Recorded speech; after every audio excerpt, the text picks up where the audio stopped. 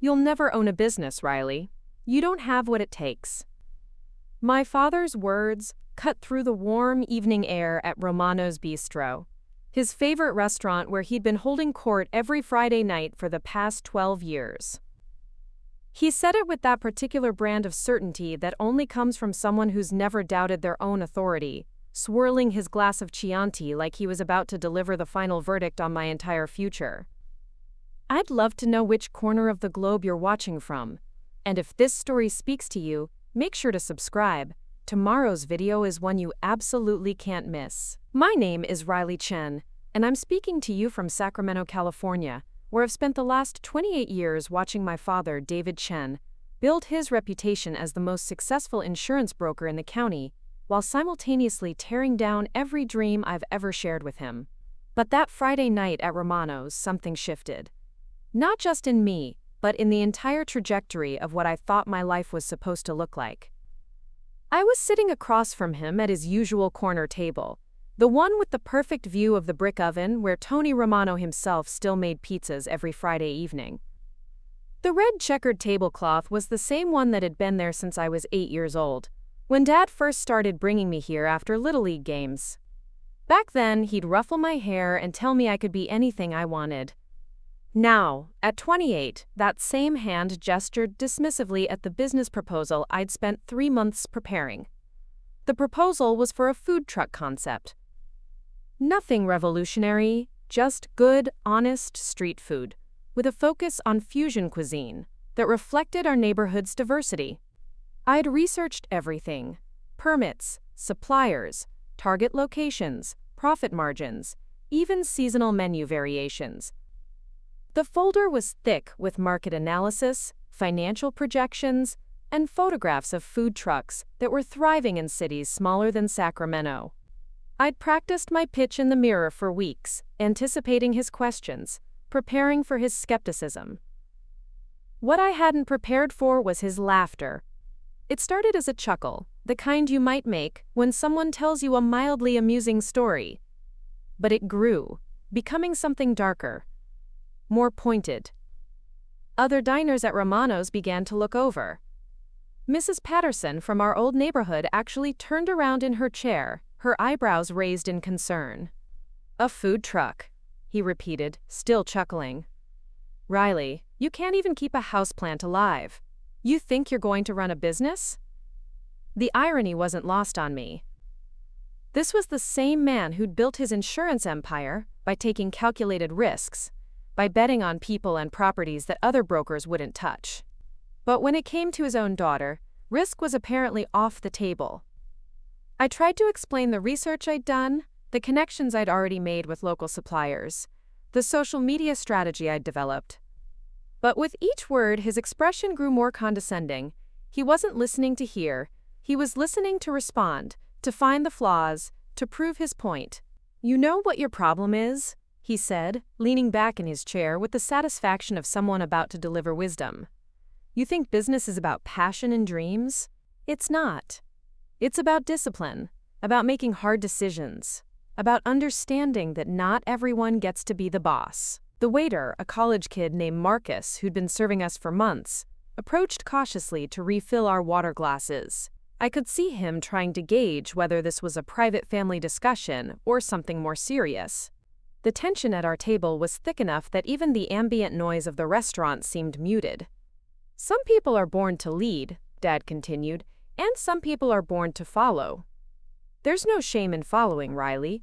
Your mother was a follower. She was happy with that. You should be too." That's when I knew this wasn't just about the food truck. This was about every conversation we'd ever had about my future. Every time I'd mentioned wanting to start something of my own. Every dream he'd managed to redirect toward something more practical. This was about the college major he'd chosen for me, the internships he'd arranged, the career path he'd mapped out without ever asking what I actually wanted. But what stung most was the reference to my mother. Sarah Chen had died when I was 16, and she'd been anything but a follower. She'd been the one who encouraged my creativity, who saved up her grocery money to buy me art supplies, who told me that the world needed people who thought differently. Dad had rewritten her memory to fit his narrative, and I'd been too young and too grief-stricken to challenge it at the time. Mom wasn't a follower, I said quietly, my voice steadier than I felt. She just never got the chance to lead because she was too busy supporting your dreams. His face darkened. Around us, Romano's continued its Friday night rhythm. Families sharing pizza, couples toasting over wine, teenagers on dates trying to look sophisticated. But at our table, 12 years of accumulated resentment was finally coming to the surface. "Don't lecture me about your mother," he said, his voice low but sharp. "You don't know what you're talking about. I gave her everything she wanted." "Did you ever ask her what she wanted?" The question hung between us like smoke. I'd never challenged him so directly before, never questioned his version of events.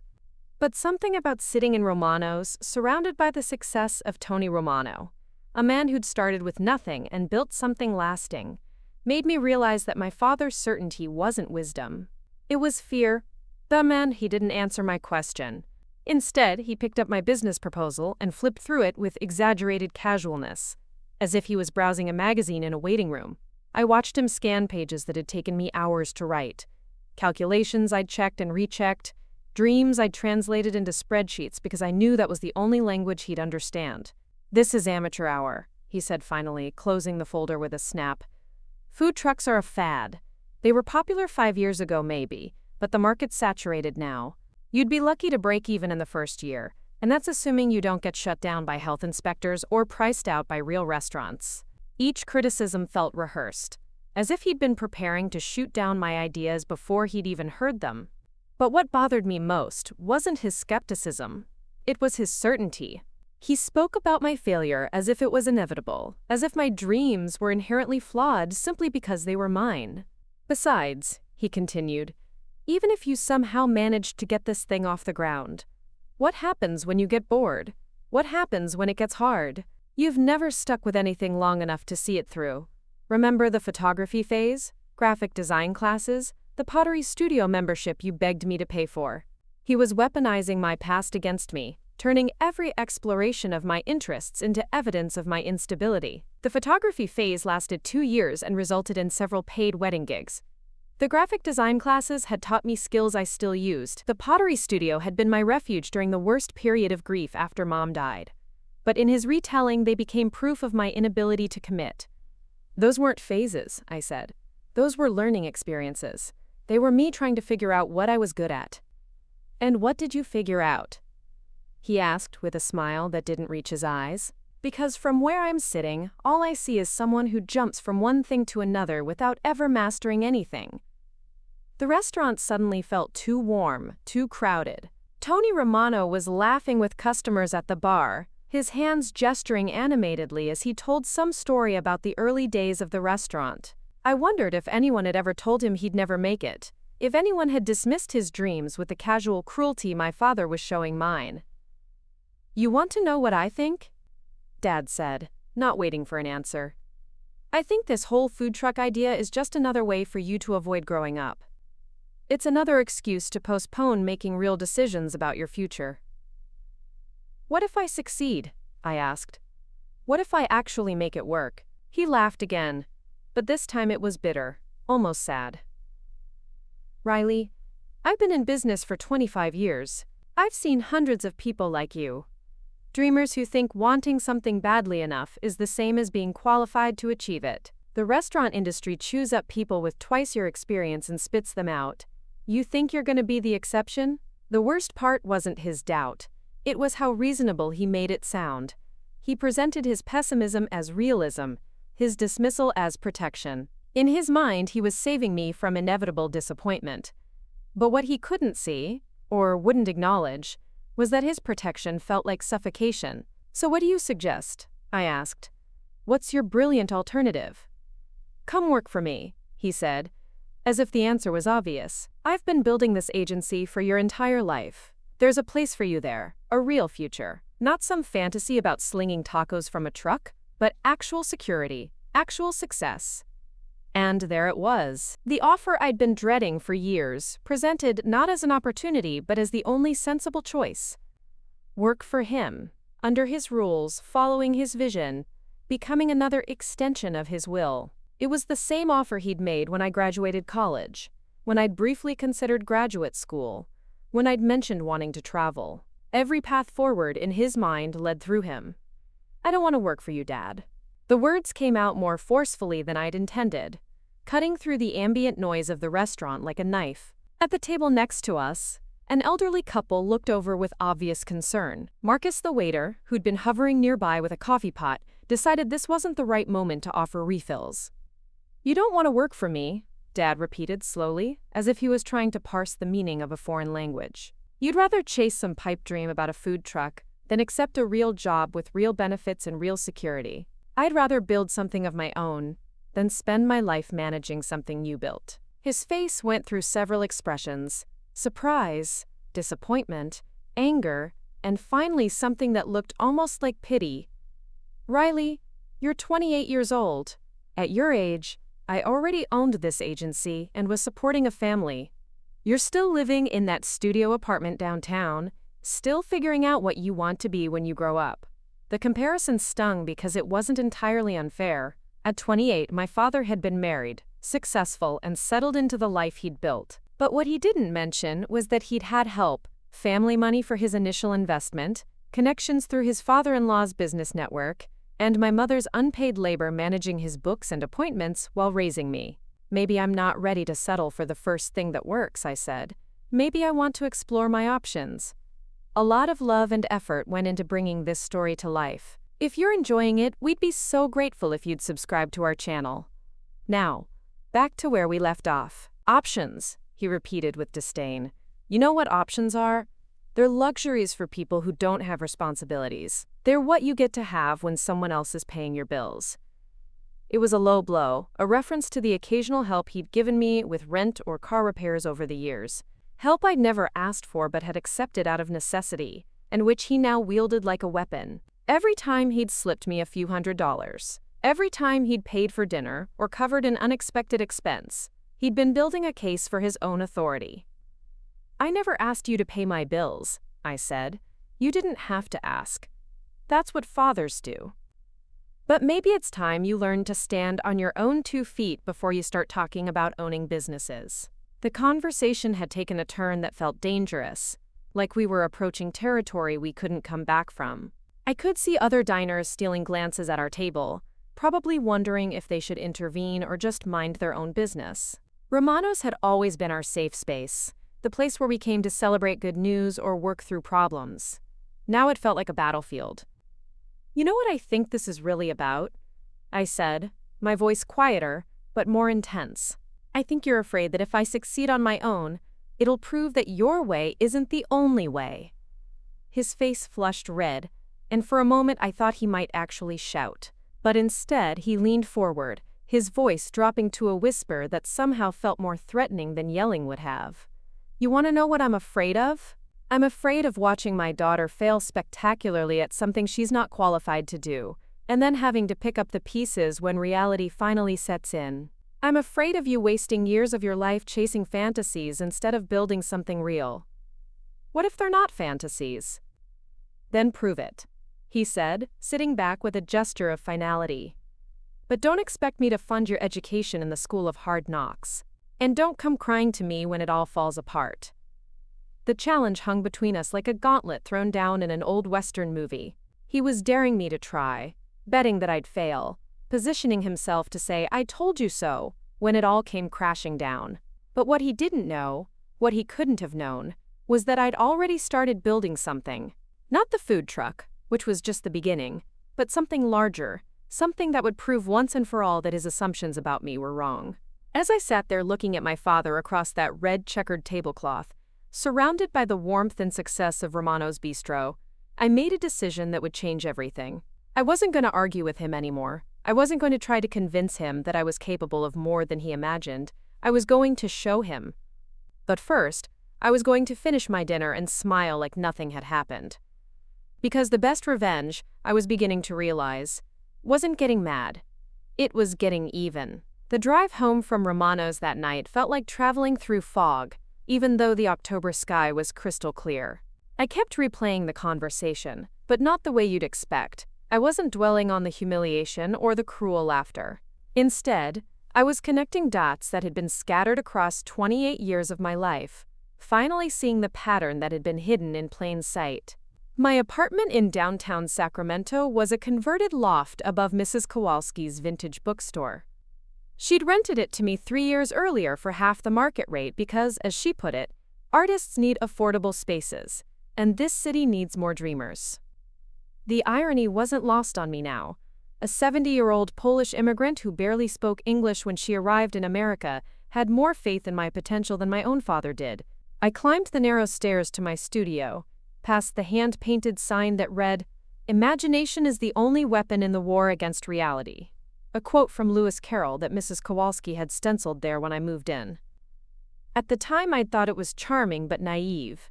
Now it felt like a prophecy. My apartment was small but organized in a way that reflected my actual personality, not the scattered, unfocused person my father saw.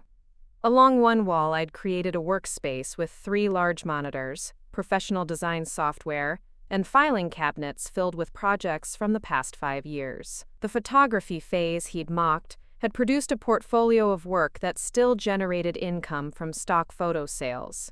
The graphic design classes had led to freelance contracts with local businesses.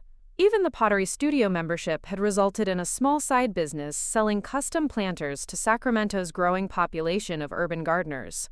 But as I sat down at my desk that night, opening my laptop to a folder labeled Business Research, I realized that these weren't random creative pursuits. They were pieces of a larger puzzle I'd been unconsciously assembling. Each skill, each connection, each lesson learned was part of a foundation I'd been building without even knowing it. Sama?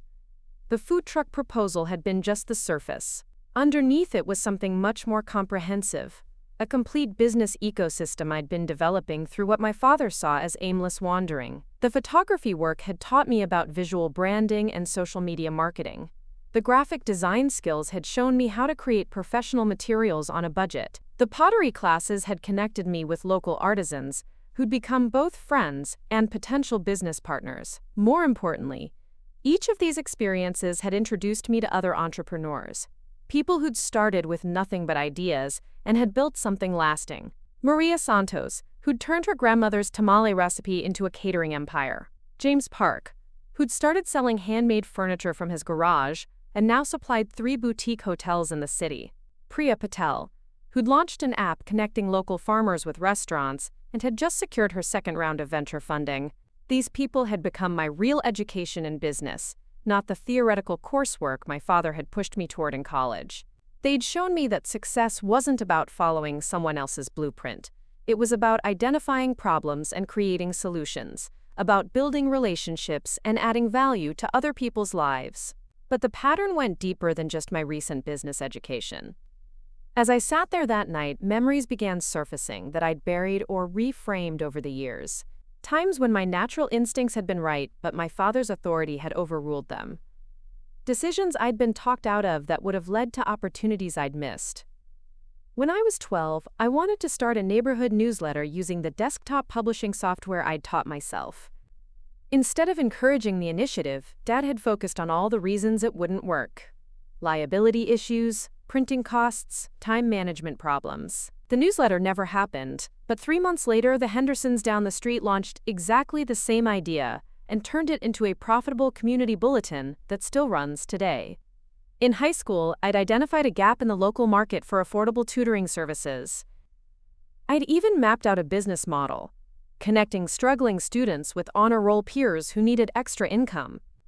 But when I brought the idea to my father, he dismissed it as, quote, playing school, and steered me toward a part-time job at his friend's insurance office instead. 2 years later, a senior named Kevin Martinez launched Peer Power Tutoring and built it into a service that helped hundreds of students while funding his own college education. The pattern was becoming clear. Every time I'd identified an opportunity or proposed a solution, my father had found reasons why it wouldn't work. But it wasn't because the ideas were bad, it was because they were mine. Success that came from my own initiative, my own vision, my own risk-taking, was somehow threatening to his worldview. I pulled out a legal pad and started writing down every business idea I'd ever shared with him, along with his response and what had actually happened in the market. The list was longer than I'd expected, And the pattern was undeniable. Almost every idea I'd been talked out of had eventually been executed successfully by someone else. I wasn't lacking business instincts. I'd been systematically discouraged from trusting them. But the revelation that hit me hardest came when I started thinking about my mother's role in all of this. Sarah Chen hadn't been the passive follower my father had described at dinner. She'd been the one who'd spotted opportunities he'd missed, who'd suggested expansions he'd later claimed credit for, who'd built the relationships that had become the foundation of his agency's success. I remembered overhearing conversations between them when I was younger, back when Dad's business was still struggling to get off the ground. Mom would suggest targeting the growing Latino community in South Sacramento, or partnering with the real estate agents who were handling the suburban expansion, or offering bilingual services to compete with the larger firms downtown. Dad would initially resist these ideas, but within months, they'd become central to his business strategy. After she died, I'd assumed his success was entirely his own achievement. But now I was remembering the details he'd conveniently forgotten, the client relationships she'd nurtured, the community connections she'd built, the marketing insights she'd provided. He hadn't just lost a wife when she passed away. He'd lost his best business advisor. And maybe, just maybe, he'd been trying to keep me from following in her footsteps because he was afraid of being overshadowed again. This realization led me to my laptop, where I started researching something I'd never thought to investigate before: the early history of Chen Insurance Services. What I found in old Sacramento Bee archives and Business Journal articles painted a very different picture than the one my father had always told. The agency's breakthrough had come not from Dad's sales skills or business acumen, but from a community outreach program that connected insurance services with local small businesses. The program had been designed and implemented by Sarah Chen, who'd identified an underserved market and created a culturally sensitive approach to reaching it. The success of that program had been the foundation for everything that followed.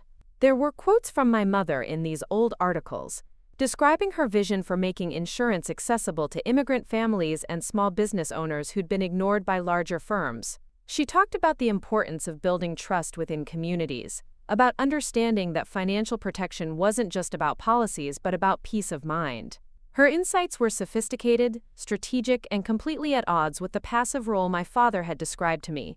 One article from 1998, just 2 years before I was born, featured a photo of my parents at a Chamber of Commerce event.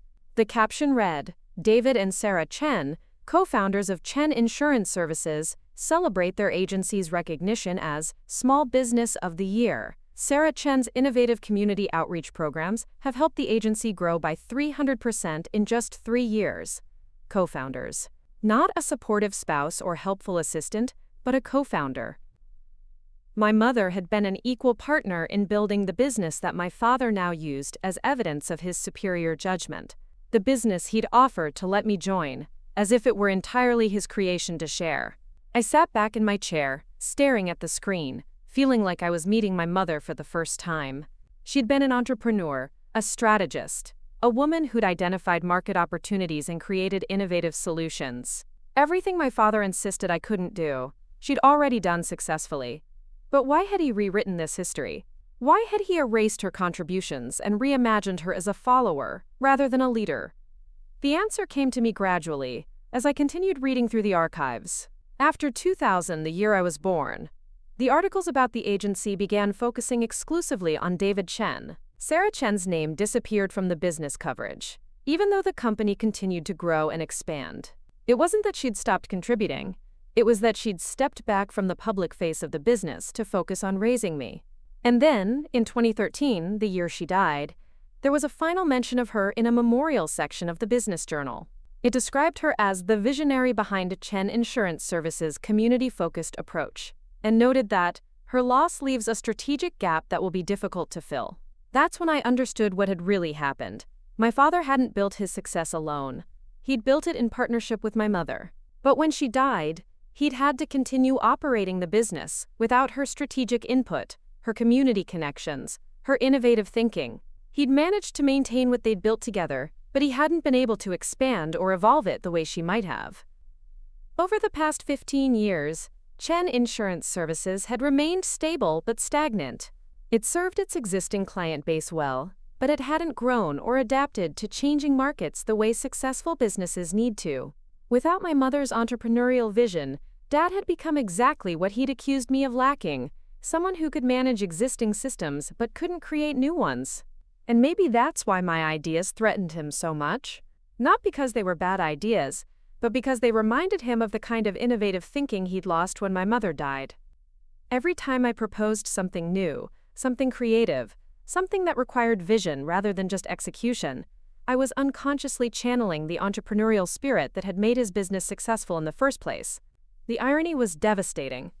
He'd spent years convincing me that I lacked the qualities necessary for business success, when in reality, I'd inherited exactly the qualities that had built his business. The problem wasn't that I couldn't think like an entrepreneur, it was that I thought too much like the entrepreneur he'd lost. But there was something else in those old articles, something that gave me an idea that would change everything. In a 1999 interview, my mother had talked about her long-term vision for the agency. She'd wanted to expand beyond insurance into comprehensive financial services for small businesses. She'd even mentioned a specific goal, helping local restaurants and food service businesses navigate the complex world of permits, insurance, and financial planning. The restaurant industry is the backbone of local economies, she'd said in the interview. These business owners are taking huge risks to follow their dreams, but they often don't have access to the kind of professional support that larger corporations take for granted. There's a real opportunity to serve this market in a way that nobody else is doing. 25 years later, that opportunity was still there. Food trucks, in particular, faced all the challenges my mother had identified, plus new ones related to mobile businesses and changing regulations. The food truck proposal I'd presented to my father wasn't just a random business idea. It was the logical evolution of the vision my mother had articulated decades earlier. And sitting there in my apartment that night, surrounded by evidence of my mother's entrepreneurial legacy, I realized that I didn't need my father's approval or support to pursue that vision.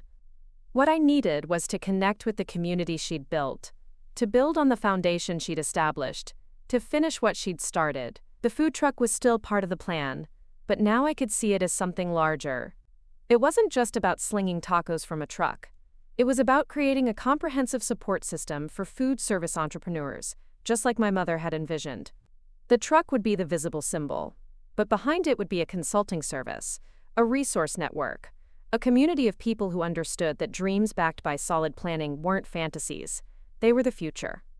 I opened a new document on my computer and started typing. Not another business proposal for my father to dismiss, but a strategic plan for something he couldn't control. I was going to build exactly what my mother had described, a business that served other dreamers, that turned entrepreneurial vision into practical success.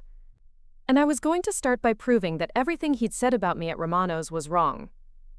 The next 3 weeks felt like living in two different worlds simultaneously. On the surface, everything appeared normal. I went to my part-time job at the marketing firm downtown, grabbed coffee with friends, even had Sunday dinner with Dad, where we carefully avoided mentioning the disaster at Romano's.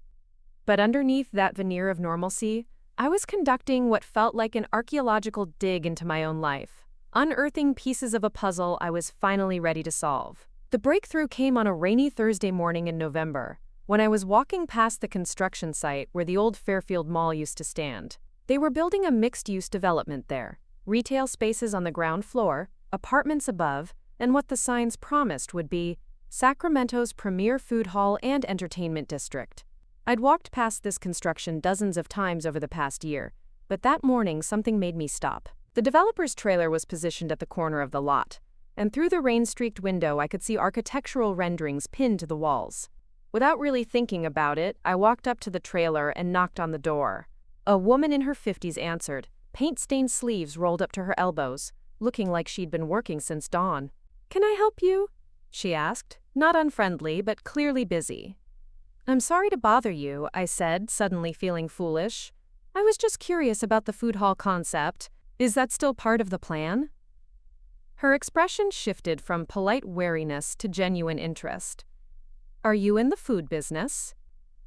"Sort of," I said, which was the first time I'd claimed any connection to the industry without qualifying it as a dream or a maybe someday plan.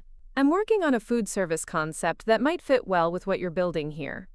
She introduced herself as Linda Martinez, the project manager for Fairfield Commons. 20 minutes later, I was sitting in her trailer with a cup of coffee, looking at detailed plans for what would become Sacramento's largest food hall, scheduled to open in 18 months. The problem we're facing, Linda explained, is that most established restaurants want traditional spaces with traditional leases. But a food hall works best when you have a mix of established operators and newer concepts that can bring energy and innovation to the space.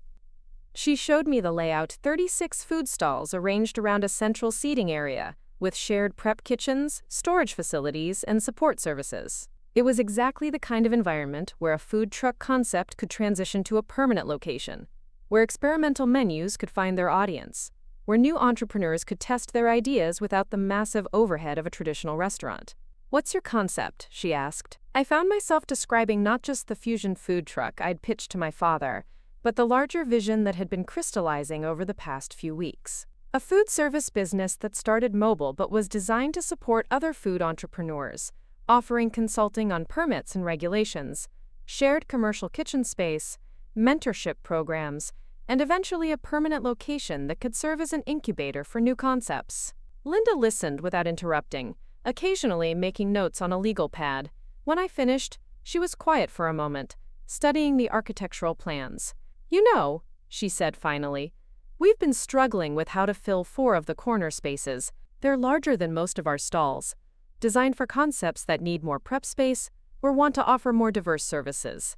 What you're describing, a food incubator with its own retail presence, that could work really well in one of those spaces." She pulled out a different set of plans, showing me a corner unit that was nearly twice the size of the standard stalls. It had room for a full demonstration kitchen, retail space for grab-and-go items, and even a small seating area for workshops or consultations. "The lease terms are flexible for the right tenant," she continued. "We're more interested in finding concepts that will add value to the overall development than in maximizing short-term rental income. If you're serious about this, I'd love to see a more detailed proposal." I walked out of that trailer with a business card, a follow-up meeting scheduled for the next week, and something I hadn't felt in years: the absolute certainty that I was moving in the right direction. But more than that, I had proof that my instincts were right. A successful developer with 20 years of experience had just validated the same concept my father had dismissed as amateur hour. That evening, I called Maria Santos, the woman who'd built her tamale business into a catering empire. We'd met 2 years earlier at a farmer's market where I'd been selling some of my pottery, and she'd become both a mentor and a friend. When I told her about my conversation with Linda Martinez, she was quiet for a long moment. "Riley," she said finally, "do you know what you just described to me? A business opportunity?" "No. You described exactly what I needed when I was starting out. What every food entrepreneur needs. You're not just planning a business. You're planning to solve a real problem that affects hundreds of people in this city." She invited me to coffee the next morning, and when I arrived at her office, a converted warehouse that now housed her commercial kitchen and distribution center, she had a surprise waiting for me. "I took the liberty of making some calls last night," she said, gesturing to a conference table where 3 other people were sitting. "I want you to meet some friends of mine." The introductions revealed that Maria had assembled exactly the kind of brain trust I'd been imagining, but hadn't known how to access. There was Carlos Mendoza, who'd launched 5 successful food trucks over the past decade, and now managed a fleet of mobile vendors for special events. Janet Kim, a former restaurant manager who'd started a consulting firm helping food service businesses navigate city regulations and health department requirements. And David Park, no relation to James Park, the furniture maker, who ran a commercial kitchen cooperative that rented space to small food businesses. "Maria told us about your idea," Janet said. "And frankly, we've all been talking about the need for exactly this kind of service for years. The problem is that none of us has the bandwidth to take it on individually." What followed was the most energizing business conversation I'd ever had. These weren't theoretical discussions about market potential or abstract concepts about entrepreneurship. These were experienced professionals talking about real problems they encountered every day, real gaps in the market they'd identified, real solutions they'd been wishing someone would implement. Carlos talked about the food truck operators who gave up not because their food wasn't good enough, but because they couldn't navigate the complex permit process or afford the upfront costs of proper equipment.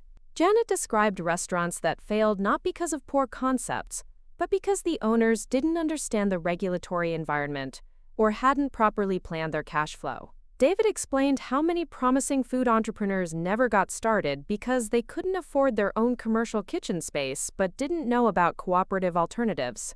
The thing is, Maria said, all of these problems are solvable, but solving them requires someone who understands both the creative side of food service and the business side of entrepreneurship.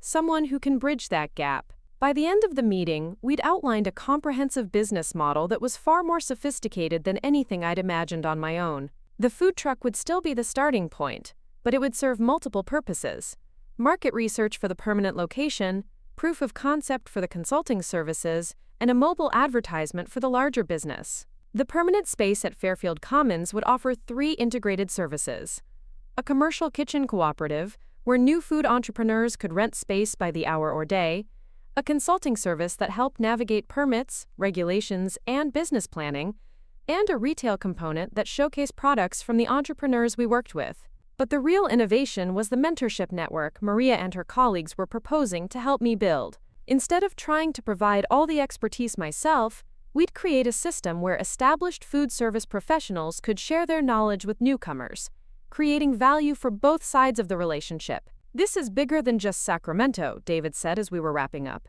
This model could be replicated in cities across the country. You're not just planning a business. You're planning a movement.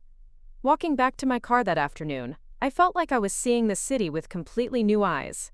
Sacramento had a thriving food scene, but it also had dozens of empty storefronts, failed restaurants, and talented cooks who'd never had the chance to start their own businesses. What we were planning could change that, could turn the city into a genuine incubator for food entrepreneurship. But more than that, I realized I'd just experienced something my father had never offered me: colleagues who took my ideas seriously, who built on them rather than tearing them down, who saw potential where he saw problems.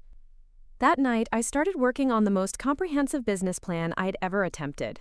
Not a simple proposal this time, but a multi-phase development strategy with detailed financial projections, market analysis, and implementation timelines. I incorporated everything I'd learned from my conversation with Linda Martinez, everything Maria's network had contributed, and all the research I'd been accumulating over the past few weeks. The plan was ambitious but realistic, innovative but grounded in proven business principles. Phase 1 would launch the food truck and consulting services while building relationships with potential commercial kitchen clients. Phase 2 would open the permanent location at Fairfield Commons and begin the mentorship program. Phase 3 would expand the model to other locations and potentially franchise the concept to other cities. I worked on that plan for 6 days straight, fueled by a combination of caffeine and the kind of focused energy that comes from finally knowing exactly what you're supposed to be doing with your life. When I finished, I had a document that was 37 pages long, complete with market research, competitive analysis, financial projections, marketing strategies, and detailed operational procedures. But the most important part wasn't the numbers or the strategic planning. It was the mission statement I'd written on the first page: to create opportunities for food entrepreneurs by providing the resources, support, and community they need to transform their culinary vision into sustainable businesses. Reading those words, I realized I'd found my purpose. Not just a business idea or a way to prove my father wrong, but an actual mission that connected my skills with a genuine need in my community. I was going to help other dreamers turn their visions into reality, and in the process, I was going to prove that entrepreneurship wasn't about having the right connections or the right background. It was about identifying problems and creating solutions. The question was no longer whether I could build a successful business. The question was whether I was ready to bet everything on my ability to make it happen. I printed out the business plan, put it in a leather portfolio, and set it on my desk where I could see it every morning when I woke up. Then I made a decision that would change the trajectory of my entire life. Why grass? I was going to stop asking for permission and start asking for investment. I was going to stop trying to convince my father that I was capable and start proving it to people who were ready to believe. I was going to build exactly what my mother had envisioned: a business that served other entrepreneurs, that turned dreams into realities, that created value for entire communities. And if my father wanted to watch from the sidelines while I did it, that was his choice. But I wasn't going to wait for his approval anymore. December in Sacramento brought the kind of crisp, clear weather that makes the city feel full of possibilities. While my father was busy with his end-of-year insurance renewals, completely unaware of what I was building, I was quietly assembling the foundation for something that would change both of our lives forever. The first step was securing startup capital, and I knew traditional bank loans were unlikely for someone with my financial profile. But Maria Santos had introduced me to Elena Rodriguez, a local venture capitalist who specialized in food service and hospitality investments. Elena ran a firm called Valley Ventures, which focused specifically on supporting women and minority entrepreneurs in Northern California. My meeting with Elena was scheduled for a Tuesday morning at her office in the Restored Warehouse District downtown.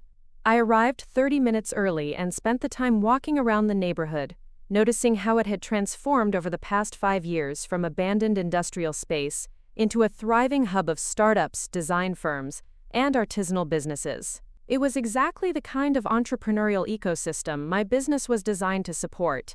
Elena's office reflected the same philosophy as her investment strategy: minimalist but warm, professional but approachable. The walls were lined with photos of the businesses she'd funded, ranging from tech startups to organic farms to restaurant chains. What struck me immediately was how many of the entrepreneurs in those photos looked like me: young women, people of color, first-generation business owners who'd built something from nothing. "Tell me about the problem you're solving," Elena said without preamble once we'd settled into her conference area.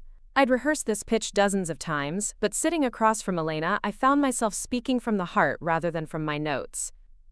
I told her about the food truck operators who gave up because they couldn't navigate the permit process. About the talented cooks working in restaurant kitchens, who dreamed of their own places but didn't know where to start.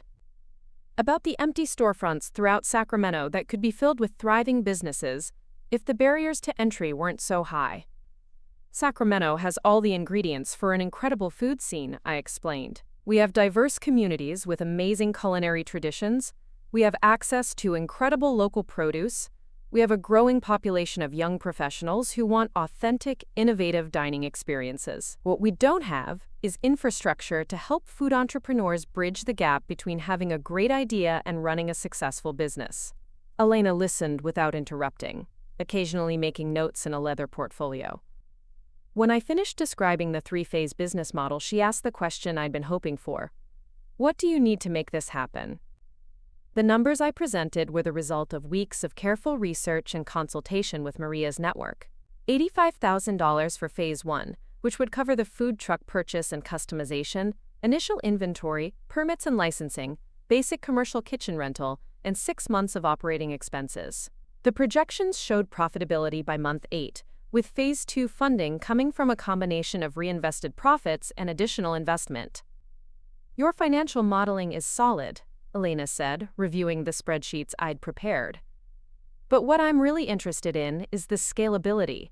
Talk to me about how this model could work in other markets. For the next hour, we dove deep into the business architecture.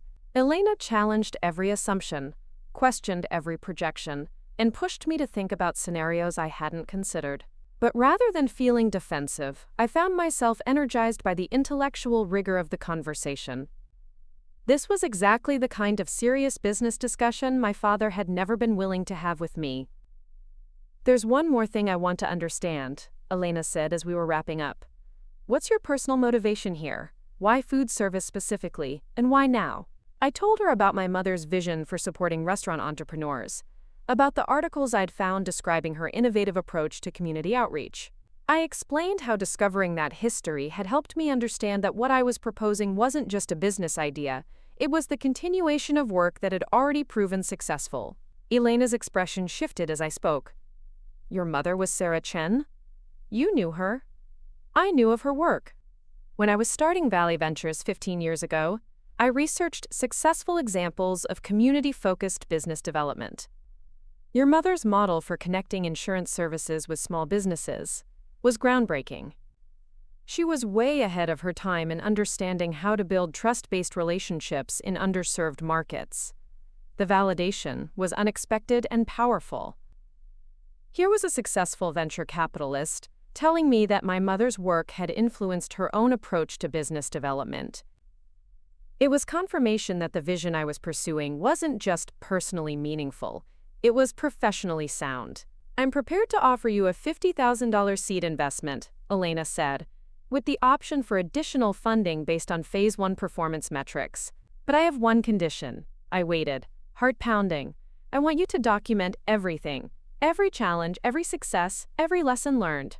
If this model works in Sacramento, I want to be able to help you take it to other cities. And that means having a clear record of what works and what doesn't." We shook hands on the deal, and I walked out of her office with a commitment for the funding I needed and something even more valuable, a partner who understood the larger vision and was prepared to help me scale it. But securing investment was only the first step. The real work began the next day when I started the methodical process of turning plans into reality. The food truck search took me all over Northern California, looking at everything from converted Airstream trailers to custom-built mobile kitchens. I quickly learned that most used food trucks on the market had been built for specific concepts that bore no resemblance to what I was planning. After 3 weeks of frustrating dead ends, I found exactly what I needed through an unexpected source. Tommy Nakamura ran a food truck customization shop in Oakland, and he'd been following my social media posts about the business development. When I called to ask about his services, he surprised me with an offer. "I've got a truck that might be perfect for you," he said. "A client ordered a custom build last year but defaulted on the payments before completion. It's designed for exactly the kind of flexible menu concept you're describing." The truck was beautiful. A converted 1995 Chevy step van with a completely rebuilt interior, professional-grade equipment, and a design that could accommodate multiple cooking styles. More importantly, Tommy had built it with expansion in mind. The kitchen layout could handle everything from grilled items to soups to fresh-made pastries, and the service window was designed to showcase the cooking process so customers could see their food being prepared. The original client wanted to be able to change his menu seasonally, Tommy explained as he showed me the truck's features. "So everything's modular. You can reconfigure the prep areas, swap out equipment, even change the exterior graphics without major renovation." The price was exactly within my budget, and Tommy offered to include the custom graphics and signage as part of the deal. By the end of January, I had a fully operational food truck that looked like it had been specifically designed for my business model. But the truck was just the most visible part of what I was building. While I was handling the equipment and logistics, Maria Santos was helping me navigate the complex world of permits and regulations.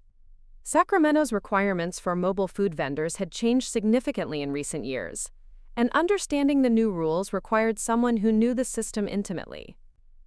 "The key," Maria explained as we sat in the city planning office waiting to submit my permit applications, "is to think beyond just the basic requirements. You want to position yourself as a model operator from the beginning, someone the city can point to as an example of how mobile food service should work." She was right. Instead of applying for the minimum permits required to operate legally, we submitted applications for additional certifications that would allow me to serve at special events, operate in city parks, and participate in the farmers market program. It was more paperwork and higher fees up front, but it gave me operational flexibility that most food truck operators didn't have. The commercial kitchen arrangement took longer to finalize, but it was crucial to the larger business model. David Park's cooperative kitchen had availability, but I needed something more permanent and accessible for the consulting clients I was planning to serve. After weeks of searching, I found a solution in an unexpected place. The Sacramento Culinary Institute was expanding their facilities and had excess commercial kitchen space they were willing to rent to qualified operators. The space came with all the equipment I needed, met health department requirements for multiple types of food preparation, and was available during evening and weekend hours when the institute wasn't running classes. Even better, the institute's director, Chef Patricia Williams, was enthusiastic about the business model I was developing. "We're always looking for ways to help our graduates transition from school to successful businesses," she said when I explained the mentorship component of my plan. "This could be a perfect partnership." We worked out an arrangement where I would rent kitchen space at a reduced rate in exchange for providing business development workshops for the institute's students. It was exactly the kind of mutually beneficial relationship that would become central to how the business operated.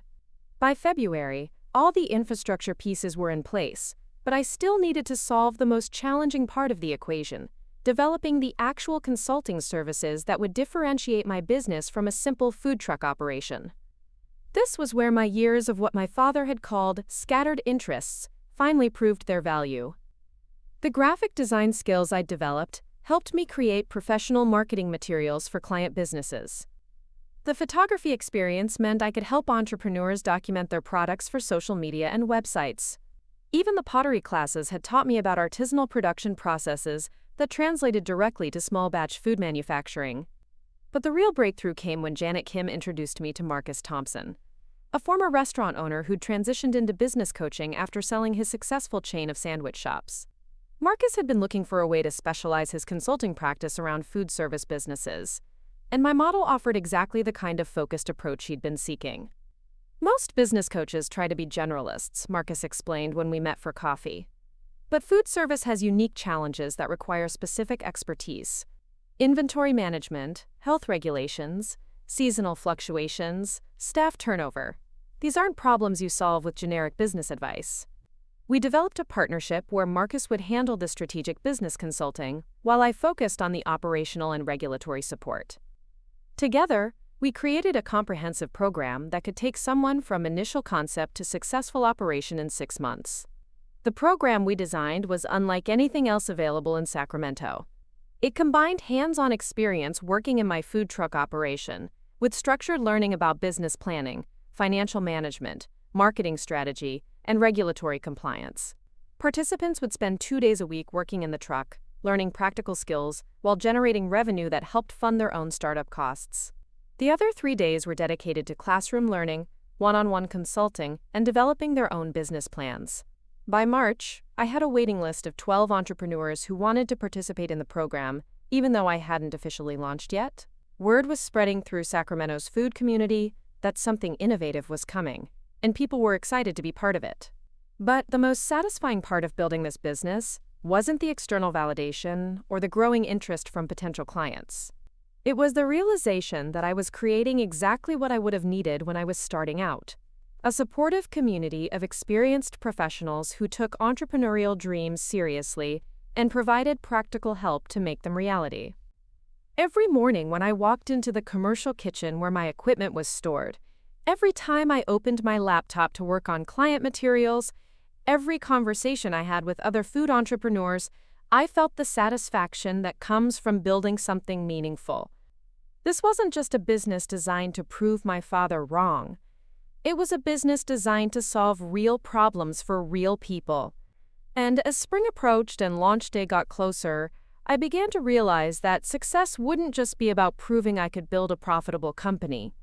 Success would be about creating a model that other cities could replicate, that other entrepreneurs could adapt, that other dreamers could use to turn their visions into reality. The methodical approach was working. Every system was in place, every partnership was solid, every detail had been planned and tested. Now all that remained was to open the doors and show Sacramento what was possible when someone believed in supporting entrepreneurs instead of discouraging them. The launch of Fusion Forward, the name I'd chosen for both the food truck and the broader business development company, was scheduled for the first Saturday in April at the downtown Sacramento Farmers Market. I'd spent weeks coordinating with market organizers, finalizing my menu, and training my first 2 consulting program participants who would be working the launch event with me. What I hadn't anticipated was that the farmers market was less than 3 blocks from Romano's Bistro, and that my father's Saturday morning routine included walking through the market before his weekly brunch at his favorite restaurant. I was in the truck at 5:30 a.m., prepping for the 8 o'clock opening, when my phone started buzzing with text messages. The first few were from friends and supporters wishing me luck. Then I saw a message from my cousin Jessica that made my stomach drop. "Just saw your dad at Romano's. He looks pissed. Did you tell him about today?"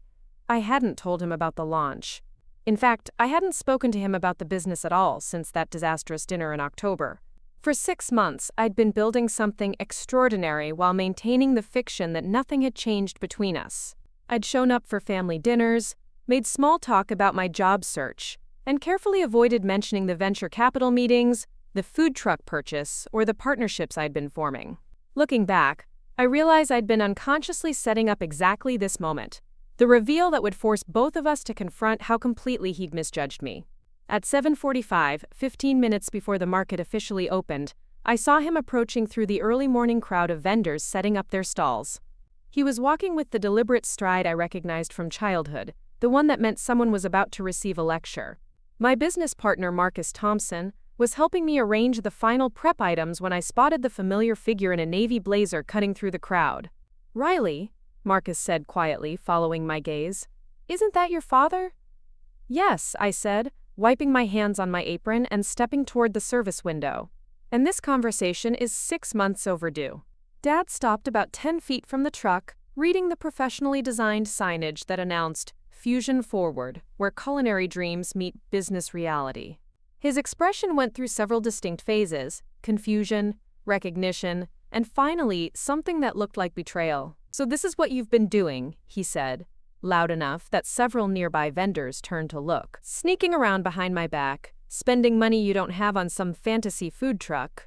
"Actually," I said, keeping my voice level, "this is what building a business looks like when someone believes in your ability to succeed." The farmers market was beginning to fill with early shoppers, and I was acutely aware that we were about to have a very public confrontation. But I also realized that I wasn't the same person who'd sat quietly while he humiliated me at Romano's. 6 months of building something real, of earning the respect of serious business professionals, of solving actual problems for actual clients, had given me a confidence I'd never felt before. "You have no idea what you're doing," he said, stepping closer to the truck. "Do you know how many food trucks fail in their first year? Do you know what the insurance costs alone are going to do to whatever little savings you have?"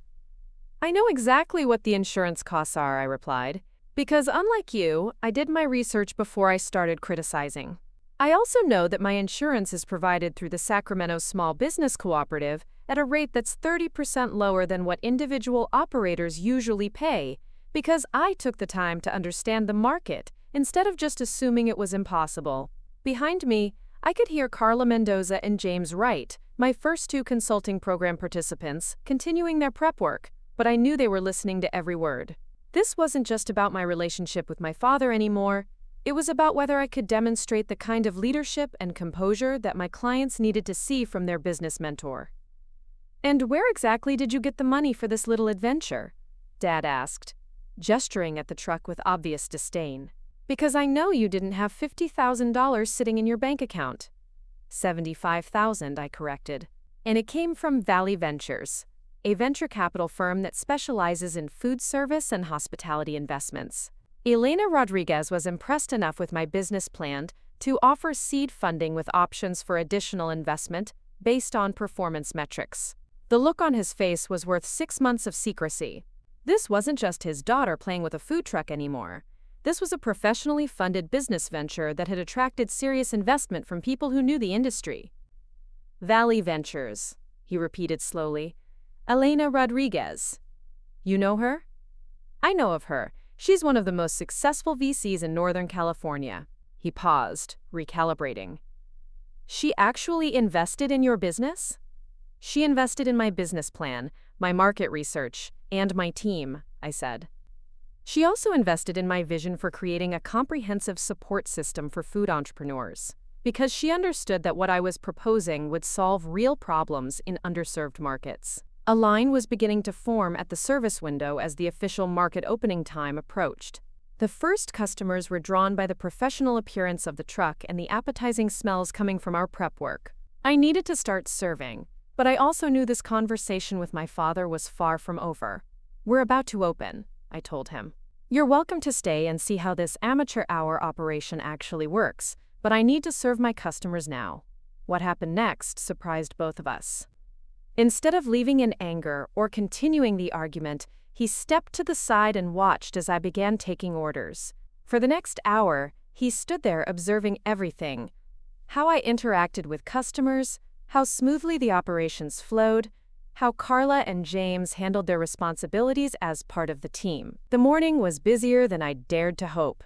We served over 60 customers in the first 2 hours, and more importantly, the response to our concept was overwhelmingly positive. People weren't just buying food, they were asking about our business development services, requesting information about the mentorship program, and sharing contact information for friends who were interested in starting their own food ventures. Around 10:30, during a brief lull in customers, my father approached the service window again. His demeanor had changed completely. "This is professional," he said quietly. "I mean really professional. The workflow, the customer service, the product quality. This isn't what I expected." "What did you expect?" "I expected," he paused, choosing his words carefully. "I expected it to look like someone playing in a restaurant. But this looks like someone running a business." It was the closest thing to an apology I'd ever heard from him. But it also revealed how fundamentally he'd misunderstood what I'd been building. He'd been so focused on the food truck itself that he'd completely missed the larger business model. "Dad," I said, "the truck is just one component of a much larger operation. This is market research and customer acquisition for the permanent location we're opening at Fairfield Commons next year. It's also a training platform for the entrepreneurs in our business development program, and a proof of concept for investors who are considering funding our expansion to other cities." I handed him a business card, not the simple contact information he'd expected, but a professionally designed card that listed my title as founder and CEO, and included the logos of our key partners. On the back was information about our consulting services, our commercial kitchen cooperative, and our upcoming permanent location. He studied the card for a long moment. "Fairfield Commons? The new development where the old mall used to be? We have a corner unit in the food hall. 18 months from now, we'll be operating a permanent location that combines retail food service with commercial kitchen rental and comprehensive business development services. The truck is just phase 1. How many phases are there? 3. Phase 2 opens the permanent location and launches our expansion into catering and special events. Phase 3 takes the model to other cities, potentially through a franchise system that Elena Rodriguez is helping us develop." I watched him process this information, saw him realize that what he'd dismissed as a childish fantasy was actually a sophisticated business strategy with multiple revenue streams and clear scalability. "And this is all documented? Do you have business plans, financial projections, partnership agreements?" "I have everything," I said, "including legal documents that my attorney reviewed, insurance policies that cover every aspect of the operation, and contracts with suppliers that guarantee consistent pricing for the next 2 years. The word attorney seemed to hit him particularly hard. This wasn't just his daughter playing with a food truck anymore. This was a legitimate business entity with professional, legal, and financial backing. Around noon, as the lunch crowd was beginning to arrive, I noticed that my father wasn't the only family member who'd discovered my launch. My Aunt Susan was approaching with her husband Paul, both of them looking simultaneously proud and confused. "Riley," Susan called out, "we had no idea you were doing this. It looks amazing." What followed was one of the most surreal experiences of my life. Serving lunch to my extended family while my father stood by, watching them discover that I'd built something impressive without mentioning it to anyone. Aunt Susan ordered 3 different items, raved about the quality, and immediately started asking about catering services for her upcoming anniversary party. Uncle Paul wanted to know about the business model and whether I was planning to expand to other locations. "She's opening a permanent restaurant at Fairfield Commons next year," my father said, and I could hear something in his voice I'd never heard before when he talked about my work. Pride. But the real moment of truth came around 1 p.m. when Linda Martinez, the project manager from Fairfield Commons, arrived with 2 other people I didn't recognize. "Riley," she said, approaching the service window, "I hope you don't mind, but I brought some colleagues to try your food and see the operation in action. This is Robert Kim from the Sacramento Restaurant Association and Jennifer Walsh from the California Small Business Development Center." As I served them and answered their questions about my business model, I could see my father listening to every word. These weren't just customers or casual observers. These were industry professionals who were treating me as a peer, asking sophisticated questions about market positioning, growth strategies, and scalability. "We've been following your development with great interest," Robert Kim said. "The Restaurant Association is always looking for innovative approaches to supporting new businesses in the food service sector. What you're doing here could serve as a model for other markets." "That's exactly what we're hoping," I replied. We're documenting everything so that other cities can adapt our approach to their local markets and regulations. Jennifer Walsh was equally enthusiastic. The Small Business Development Center would love to explore ways we might be able to support your expansion. Have you considered applying for the state's Innovation and Business Development Grant Program? I hadn't, but I made a note to research it. What struck me most about the conversation wasn't the potential for additional funding, but the way these experienced professionals were treating me as an equal. They weren't talking down to me or questioning my qualifications. They were engaging with my ideas and looking for ways to support my success. After they left, my father was quiet for a long time. The afternoon crowd was lighter than the morning rush, which gave us time to talk without the constant interruption of customers. "I owe you an apology," he said finally. "I was wrong about this. I was wrong about you." It was the apology I'd been waiting to hear for 6 months, but receiving it felt different than I'd expected. Instead of vindication or relief, I felt something closer to sadness. Sadness that it had taken this level of external validation for him to see what I was capable of. "Dad," I said, "I didn't build this to prove you wrong. I built it because I saw a problem that needed solving, and I had the skills and vision to solve it. But I made it harder than it needed to be," he said. "I should have supported you instead of discouraging you." "You should have listened to me," I corrected. "That's all I ever wanted, for you to take my ideas seriously enough to have a real conversation about them."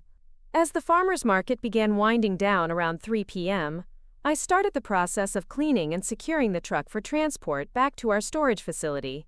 My father helped without being asked, learning how the various systems worked, asking questions about operational procedures, genuinely trying to understand what I'd built.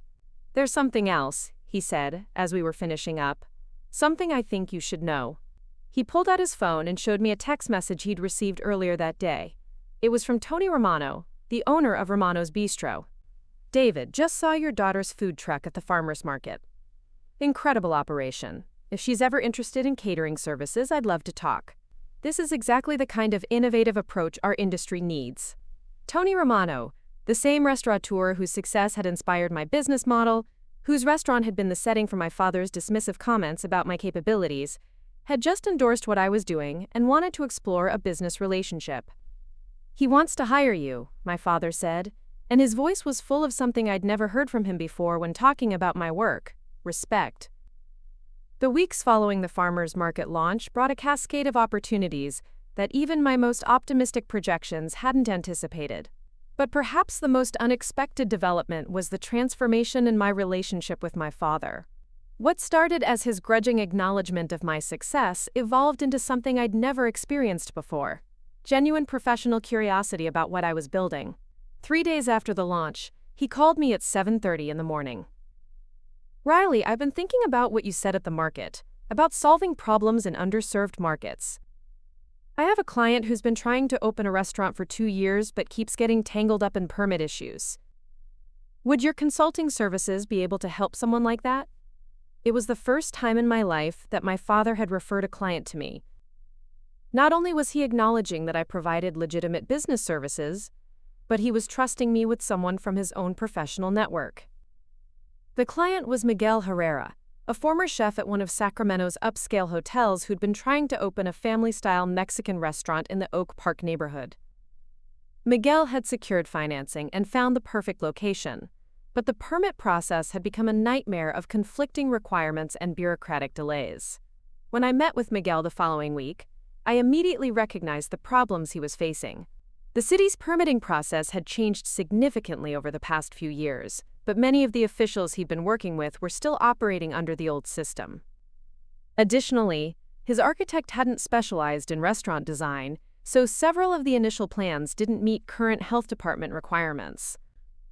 "I've been working on this for 22 months, Miguel said, spreading blueprints across the table in my temporary office at the Sacramento Culinary Institute. "Every time I think I'm close to approval, someone finds another issue. My lease payments are eating up my startup capital, and I'm starting to think I should just give up." This was exactly the kind of situation my business was designed to address. Using the connections Janet Kim had helped me build within the city planning department, I was able to identify the specific regulatory changes that were causing Miguel's delays. More importantly, I could connect him with architects and contractors who specialized in the current requirements. Within 3 weeks, we had revised plans that satisfied all the regulatory requirements. Within 6 weeks, Miguel had his permits approved and was ready to begin construction. The transformation in his attitude was remarkable, from defeated and frustrated to energized and optimistic. "You saved my business," he told me as we reviewed the final approval documents. "More than that, you saved my dream." But Miguel's success created an unexpected problem. Word spread quickly through Sacramento's Latino business community about the consultant who could navigate the permit process efficiently. Within a month, I had 7 new clients, all referred through Miguel's network, all facing similar regulatory challenges. The demand was overwhelming in the best possible way, but it also forced me to confront a scaling challenge I hadn't anticipated. My business model had assumed a gradual buildup of consulting clients over the course of a year. Instead, I was facing more demand than I could handle in just the first month of operation. That's when Elena Rodriguez proved the value of having an experienced investor. When I called her to discuss the scaling challenges, she didn't just offer advice, she offered solutions. "This is exactly the kind of problem successful businesses face," she said during our emergency meeting at her office. "You validated the market demand faster than expected, which means we need to accelerate your growth timeline." Elena's solution was to provide additional bridge funding that would allow me to hire 2 part-time consultants immediately, rather than waiting for phase 2. More importantly, she connected me with Rebecca Santos, a former city planning director who'd recently started her own consulting practice focused on regulatory compliance.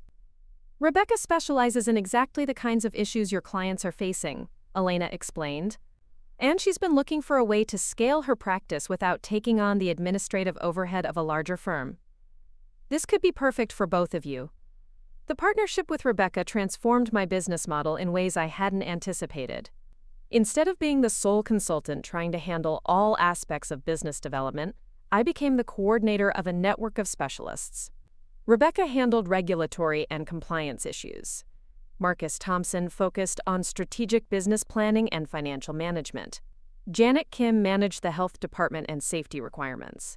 I coordinated the overall process and maintained client relationships while developing the educational components of our program. Within 2 months, we'd successfully guided 12 new food service businesses through the startup process. Our success rate was remarkable. Every client who completed our program opened successfully and was still operating profitably 6 months later. More importantly, our clients were beginning to refer other entrepreneurs to our services, creating a sustainable pipeline of new business. But the real validation came in late June when I received a call that would change everything. "Ms. Chen, this is Amanda Foster from the California Small Business Administration. We've been following your work in Sacramento with great interest, and we'd like to discuss the possibility of featuring your business model in our annual Best Practices Report."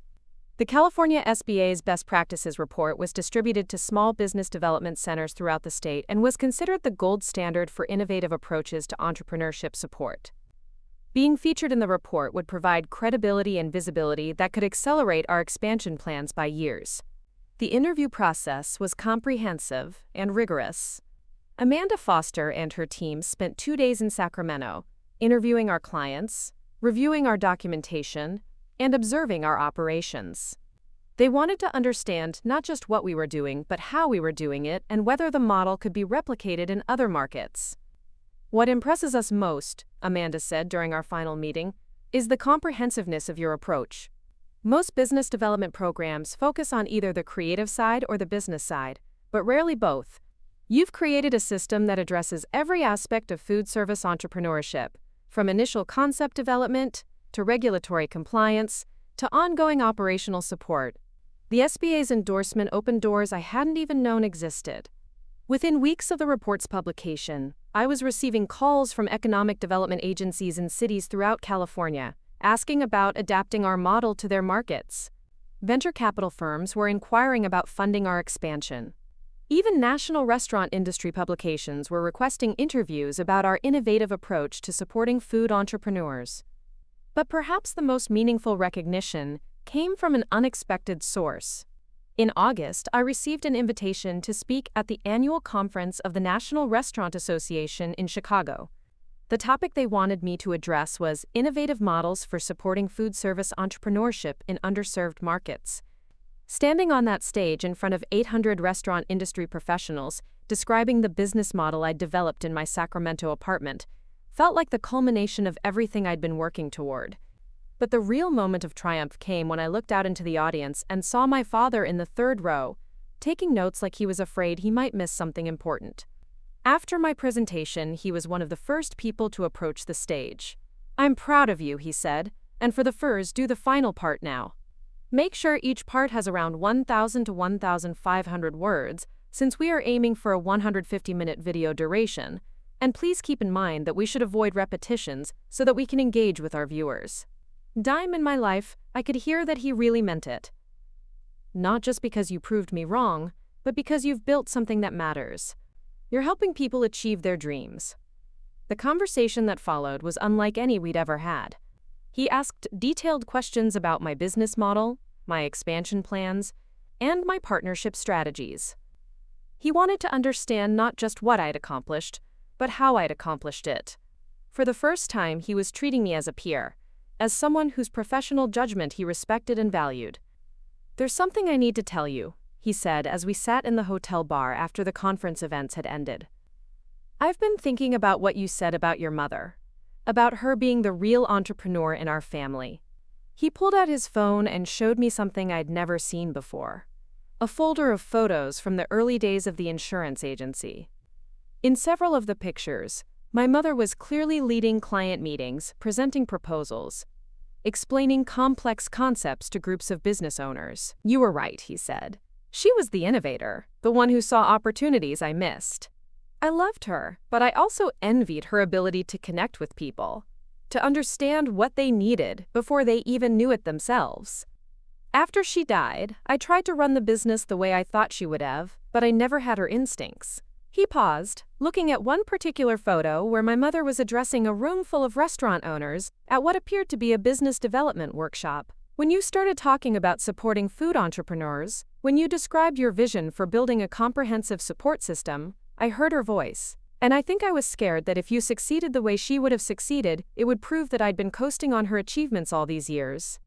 It was the most honest conversation we'd ever had, and it helped me understand why my success had felt threatening to him.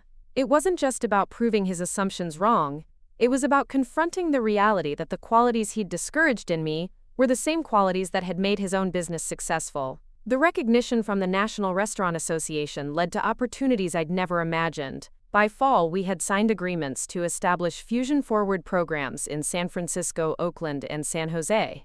Elena Rodriguez had connected us with investors who were funding a 5-city expansion across California. The business model that had started as a food truck concept was evolving into a statewide network of entrepreneurship support centers. But perhaps the most satisfying development was closer to home. In September, the Fairfield Commons development reached a milestone that allowed them to begin announcing their anchor tenants. The press release that went out to local media included a section about Fusion Forward that described us as an innovative business development center that will serve as both a restaurant and a resource for aspiring food entrepreneurs throughout Northern California. The day that press release was published, my father called me with news that completed the circle in a way I never could have anticipated. "I just got off the phone with Tony Romano," he said. "He wants to hire Fusion Forward to help him open a second location. He said what you're doing is exactly what the restaurant industry needs, and he wants to be one of your flagship clients." Tony Romano, whose restaurant had been the setting for my father's dismissive prediction that I'd never own a business, was now seeking my professional services to help him expand his own business.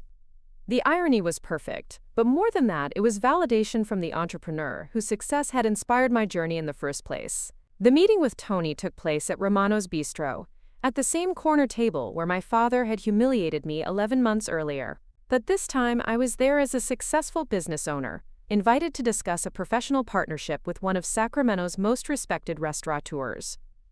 "I've been watching what you've built," Tony said as we reviewed his expansion plans. "The way you've combined practical business support with genuine community building, that's exactly what this industry needs. Most consultants either don't understand food service, or they don't understand entrepreneurship. You understand both." As we discussed his project, I found myself drawing on every aspect of the expertise I developed over the past year. the regulatory knowledge I'd gained from helping Miguel Herrera, the operational insights I'd learned from running the food truck, the strategic planning skills I'd developed working with Marcus Thompson, the community engagement approaches I'd inherited from my mother's example. "There's one more thing," Tony said as we were wrapping up. "I want to offer Fusion Forward an exclusive catering contract for all Romano's special events, and I want to invest in your next round of expansion funding." It was an offer that would have seemed impossible a year earlier. The restaurateur whose success I'd admired from a distance was now offering to become both a client and an investor in my business. But the moment that felt most like victory came later that evening, when my father stopped by my apartment to hear about the meeting with Tony. "How did it go?" he asked, and I could see that he was genuinely invested in my success. "It went well," I said. "Really well. But there's something I want to show you." I pulled out the leather portfolio I'd purchased for the meeting, the same kind of professional portfolio he'd always used for his most important client presentations. Inside was a comprehensive proposal for Romano's expansion, complete with financial projections, timeline analysis, and strategic recommendations. "This is the level of work you're doing now?" he asked, reviewing the documents with obvious respect. "This is the level of work I've always been capable of doing," I replied. "I just needed someone to give me the chance to prove it." He looked up from the portfolio, and I could see something in his expression I'd never seen before when he looked at my work. Genuine admiration. "You were right," he said quietly. "You didn't need my permission to succeed.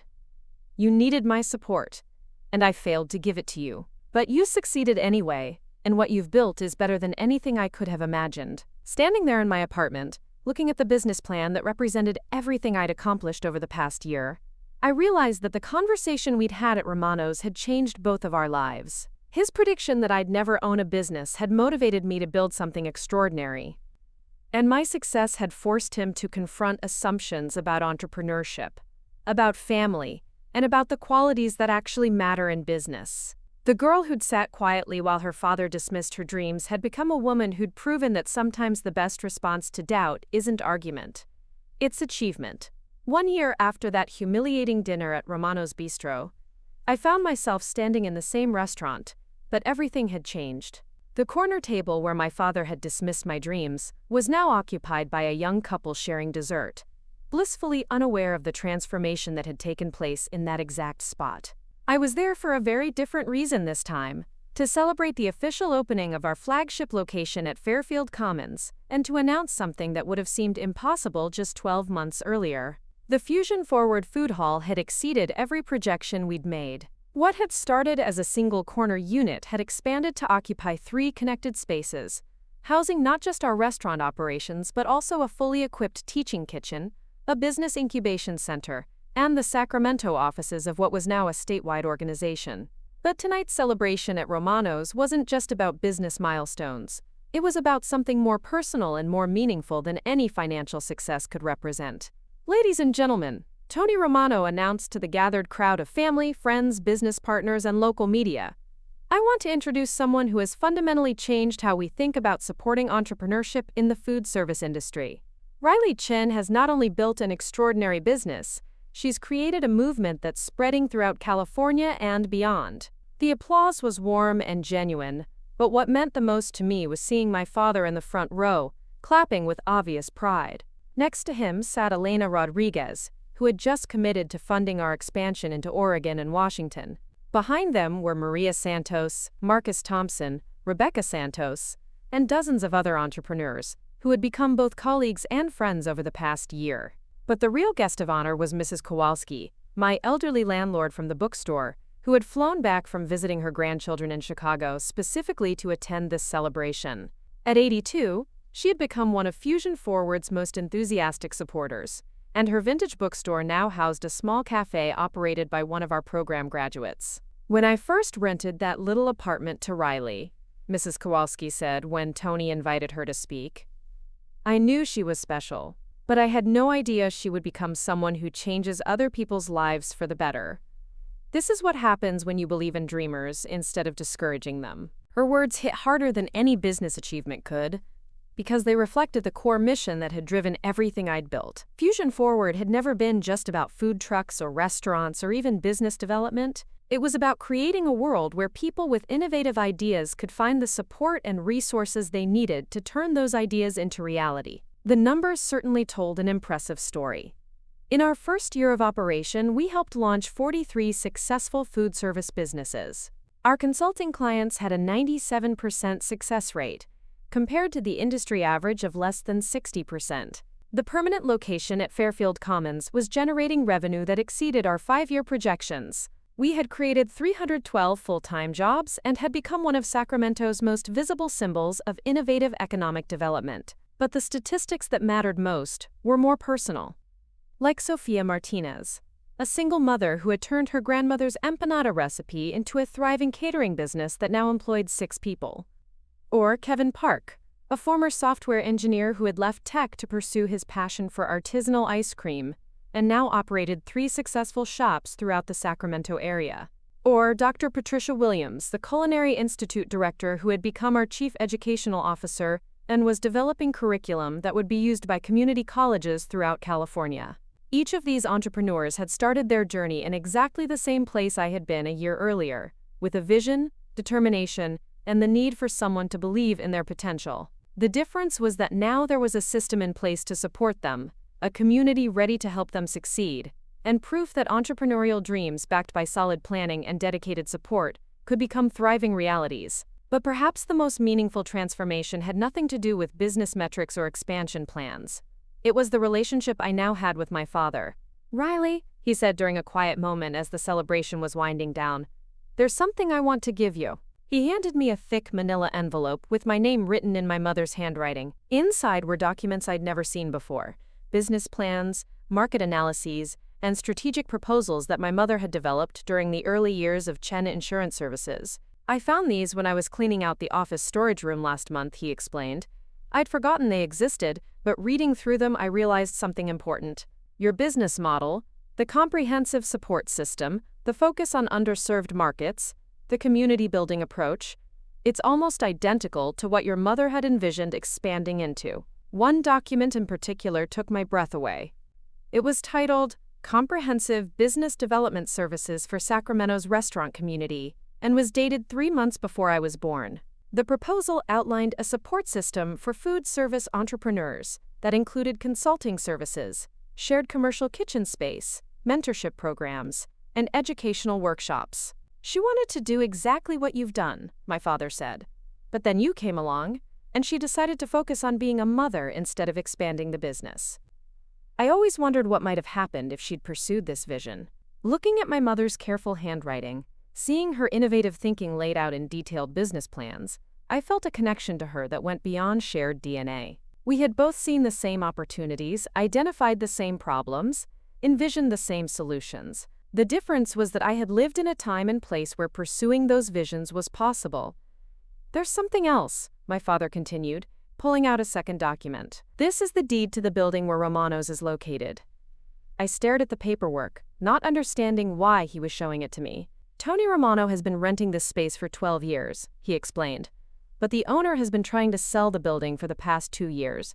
The asking price is $1.2 million. I still didn't understand where this conversation was heading.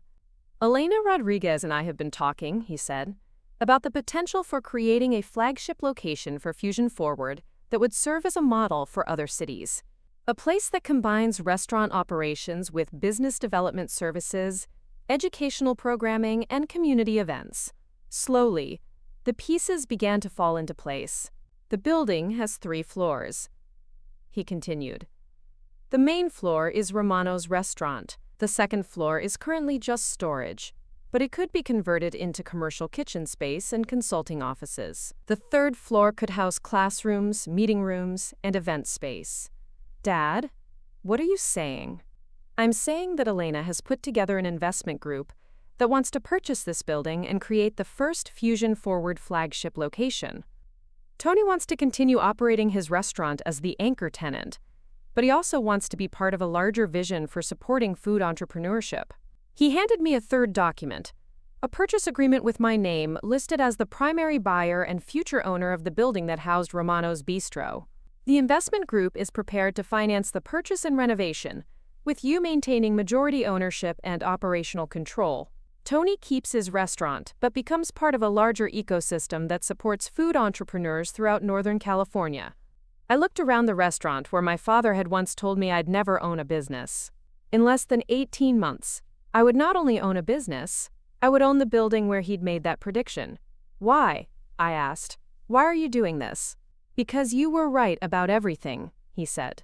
About entrepreneurship, about supporting dreamers, about the importance of building communities instead of just running businesses. But mostly because your mother would be proud of what you've accomplished, and I want to honor her vision by helping you expand yours. The irony was perfect and profound. The restaurant where my journey had begun with humiliation and doubt would become the headquarters for an organization dedicated to ensuring that other entrepreneurs never had to face those same discouraging voices alone. But as I looked around Romano's that night, I realized that the real transformation hadn't been about proving my father wrong, or achieving business success, or even owning the building where my dreams had once been dismissed. The real transformation had been about learning to trust my own instincts, to value my own vision, and to understand that the best response to doubt isn't argument, it's achievement. 6 months later, I stood in front of the newly renovated building that now bore a sign reading, Fusion Forward, Northern California Center for Food Entrepreneurship. The main floor still housed Romano's Bistro, but now it also featured a demonstration kitchen, where we offered public cooking classes and business workshops. The second floor had been converted into state-of-the-art commercial kitchen space that was rented to dozens of food entrepreneurs throughout the region. The third floor housed our consulting offices, meeting rooms, and a resource library that had become the most comprehensive collection of food service business information on the West Coast. On opening day, over 500 people attended our celebration, including entrepreneurs from throughout California who had traveled to Sacramento to see what we'd built. Local and national media covered the event, describing Fusion Forward as a model for how communities could support small business development in innovative ways. But the moment that meant the most came when a young woman approached me during the open house. She was carrying a business plan folder and looking nervous but determined. "Ms. Chen," she said, "my name is Amanda Rodriguez. I have an idea for a food truck that serves authentic Salvadoran cuisine, but I don't know how to get started. Everyone I've talked to says it's too risky, that I should stick to working for other people instead of trying to start my own business." I looked at this young entrepreneur, saw the same mixture of hope and uncertainty I'd felt standing in this same building 18 months earlier, and smiled. "Amanda," I said, "let me tell you about what's possible when someone believes in your vision instead of discouraging it." As we walked through the facility, I showed her the commercial kitchen, where she could develop her recipes, the consulting offices where we'd help her navigate permits and regulations, the classroom where she'd learn about business planning and financial management, and the community of experienced entrepreneurs who would mentor and support her journey. "You're not starting this alone," I told her. "You're starting it with an entire system designed to help you succeed." Standing there, watching Amanda's expression change from uncertainty to excitement, I understood that this was what success really looked like. Not the financial achievements or the industry recognition or even the poetic justice of owning the building where my dreams had once been dismissed. Success was creating a world where the next Amanda Rodriguez wouldn't have to choose between safety and dreams, where innovative ideas would be met with support instead of skepticism, where entrepreneurs could find the resources and community they needed to turn their visions into thriving realities. My father had been wrong when he said I'd never own a business, but more importantly, I had been right when I believed that entrepreneurship wasn't about having the right connections or the right background.